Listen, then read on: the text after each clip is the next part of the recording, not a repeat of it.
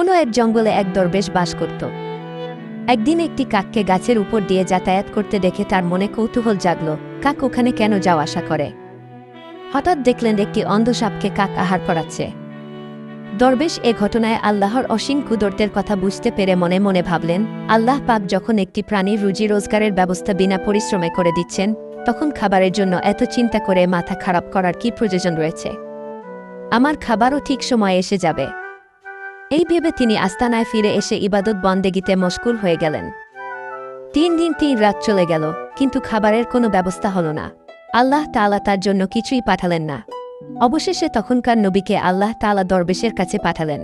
নবী এসে দরবেশকে বললেন, তোমার শক্তি সামর্থ্য রয়েছে, তুমি কেন নিজেকে দুর্বল অন্ধ সাপের সাথে তুলনা করতে গেলে? তোমার উচিত অন্যের বোঝা না হয়ে অন্যের উপকার করা। দরবেশ তার ভুল বুঝতে পারল এবং আল্লাহর নিকট ক্ষমা চাইল। রুজিদাতা আল্লাহ তাআলার উপর ভরসা করে তা অর্জনের জন্য চেষ্টা চালাতে হবে। ঘরে বসে থাকলে চলবে না।